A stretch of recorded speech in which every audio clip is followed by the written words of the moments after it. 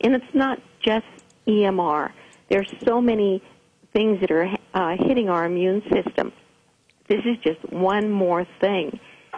It's a complicated thing. And there are many scientists out there who are looking at different pieces: DNA damage, melatonin, so that people aren't sleeping well, so their immune system is being affected. Others that are looking at blood-brain barrier. So there are different pieces, and not everything will show up on everybody, just as not every smoker got lung cancer. The important thing is, if we wait until the final evidence is there, and they can say 100% that this is going to damage us, it's too late. This is something we can't escape right now. What we're asking for, and what the citizens in Simcoe and so many other places in North America and around the world are asking for, is let's follow the precautionary principle. If there is a chance, and believe me, there are many studies to say, yes, you should be worried about that, but if there is a chance that we could be hurt by this, we shouldn't be doing it.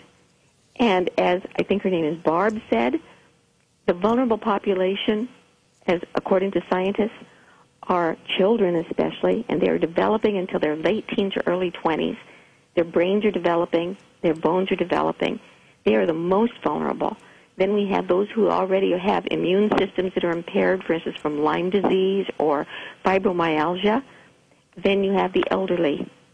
These people are the ones who are suffering. And more we're getting people who, the estimation is that is somewhere between 3 and 35% of the population is sensitive, like to peanut butter or to perfumes. People who feel these things, children are getting, like in Simcoe, there are many children there who are suffering from palpitations and tachycardia, from sleep disorders, from nausea and dizziness. But we don't know exactly if that can be attributed to wireless radiation. But when the children have this removed from their environment, the symptoms go away. Dr. Havas has done studies in Trent University with blind subjects who do not know what's going on. They're lying on a table, their heads are covered, they haven't a clue. She plugs in a DECT phone, for instance, and their heart rate doubles or triples in 35% of the people. It goes from a standard of, say, 65 or 70 beats a minute up to 120. She puts in a regular phone, the heartbeat comes down. She did the same thing with a wireless modem. The same reaction happened with the heartbeat going up. You can't mess around. You can't force this sort of symptom to happen. And this has been replicated, and it has been duplicated by other ones. So, I mean, this sort of stuff can't be disputed. Her study, Magda Havas' study, was shown on the Global TV program this weekend, The Big Picture, 16 by 9. If you watch it on the YouTube, you can see where she did this sort of study with a person, a blind study. It's very telling. Let's go back to the phone boards. Walter is up next. Go ahead, Walter, you're on CFAX. Well, I'm agreeing absolutely with Sharon Noble and what she's trying to say there. I also do research in this area, and I test for electromagnetic radiation, and I do have thousands of studies in my possession, and they're sitting right here beside me. And we're going to be delivering these studies to the Chief Medical Health Officer of the province of British Columbia very soon. So the evidence is there, and it's overwhelming. Pressing Sharon to quote these studies on the air, I think, is a little onerous for her. Now, I could go over some of these issues you want. Well, what is your work that you're doing? Are you a doctor then? And what are you independent? What work are you doing then? I'm an electrical contractor. I'm an electrician. Okay. And I also test for electromagnetic radiation. And I have the qualifications to do this sort of testing just as much as anybody else. Okay. And you feel that with the testing that you've done and the studies that are out there, Wi-Fi and other radiation that we're surrounded with all the time is of a serious concern? Well, certainly it is. And you know, if you're looking at weight of evidence, or the Health Canada, for instance, always likes to quote weight of evidence, the weight of evidence is overwhelmingly showing that there's adverse health effects associated to exposure. And the public is not aware of this, and Health Canada very, very craftively weeds out studies that they don't want to address. and they very, very craftily try to, push aside experts who are warning the public about the harm. But nevertheless, the evidence is there, and it's overwhelming, and we're going to be bringing that to our Chief Medical Health Officer, and we're asking him to seriously address this issue and to not rely solely on discredited organizations like the World Health Organization, in this case, that's been shown that's been very, very corrupt in this issue. Because they feel that it's not an issue, it's infecting the environment, but not people. Well, particularly in the World Health Organization, Dr. Michael Rapicilli was shown to be corrupt, and he had to resign, and he was the head of the EMF committee. He was also the co-author of Canada's safety guidelines. So, we have very specific instances of people who have huge conflicts of interest. They're involved in setting safety guidelines that are advising our health authorities that shouldn't be there. And people like Sharon Noble, in my view, is a fantastic citizen, a person that's just aware of these issues and trying to bring them forward. Okay. Well, Walter, I'm going to have to leave you there. We want to get to some other callers. So thanks for the call. I appreciate it. Way to go, Sharon.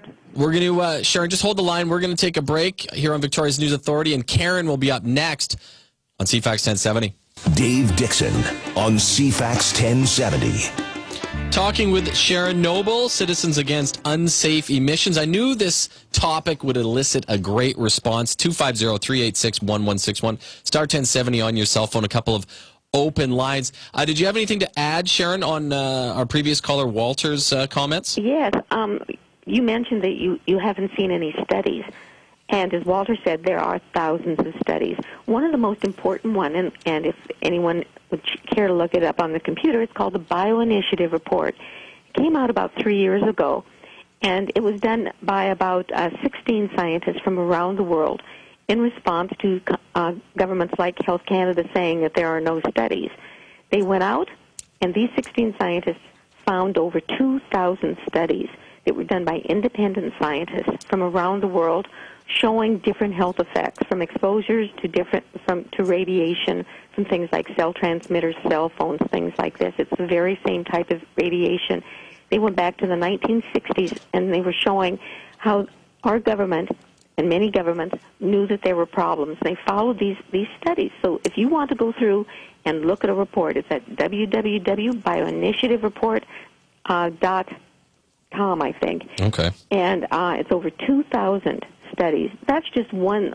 That's one of them. That's one of them, and I could provide many more. The question I wanted to ask is, I know you're calling for a ban in school systems, but as we move forward here, Wi-Fi is literally everywhere. There's talk that it'll be, basically you can just walk around with your laptop or whatever you have, and it's going to be everywhere. There's no escaping it, and it's almost too late to turn back on something like this. Unfortunately, it's getting that way. Yes. This is the way it is with cell transmitters. You can't get away from it. There are people who are sensitive, who are, as I said before, are like canary in mines. Between 3 and 5% of the people in the population experience palpitations, headaches, skin rashes immediately. They can't get away from these things. I know some people who tried to escape to Gabriola Island who had been suffering because they just couldn't find a safe place. Let me get to one last caller before the break. Karen is up next. Go ahead, Karen. Oh, hi there, Dave.